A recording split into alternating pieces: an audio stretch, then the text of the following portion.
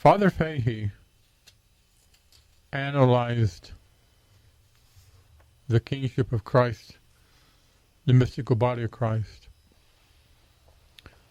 and wrote things that I'm not sure if anyone else has written, at least not as extensively as he did. He has done us a great favor in doing just that, because we live in a society, and the naturalistic, humanistic society that has been there for well over 100 years doesn't understand this. They don't get it, or they simply reject it. The end result is pretty much the same, where you're rejecting the kingship of Christ, and you're also rejecting the mystical body of Christ. You can't expect the individual and society to benefit from the blessings of God when you have that open rejection. People must come to understand what the kingship of Christ means.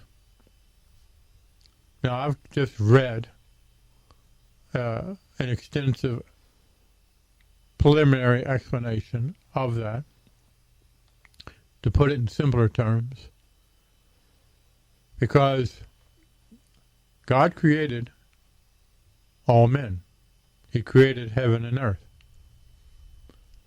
And as a result of him being creator, he has a divine right to rule over the people whom he created, whether in the beginning, now, or in the future. Only in this way will people come to understand that that's why Christ is king. He truly is king over all peoples of all times, in all places, all cultures, languages. There are no exceptions here. There are many people today that openly reject Christ and his kingship, but it doesn't mean that he doesn't rule over them. How many people who have lived in kingdoms in the past, and let's use the example of Catholic kingdoms, have liked the king or queen, have agreed with the king or queen? Perhaps some of them, maybe even Catholics, didn't like the individual at all. Maybe perhaps hated the individual, hated what he stood for. But the individual is still a subject within the kingdom, and the king, the monarch, has ruled over that individual.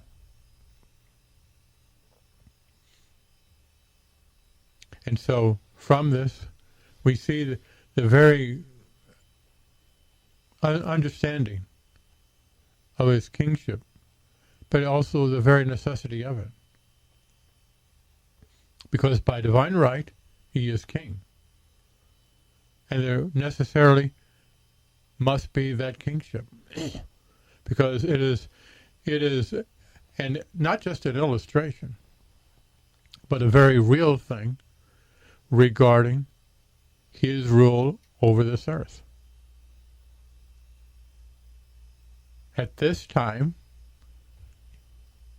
it's easy to understand this. The vast majority of people who are living on the earth right now reject his kingship.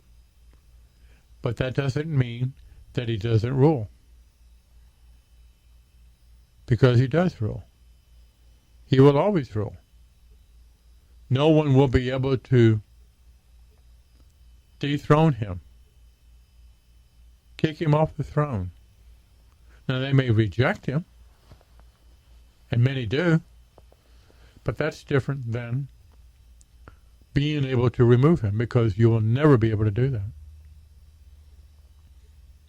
And when you look at it correctly, the struggles that we go through right now, or the difference between recognizing his kingship and having a desire to dethrone him.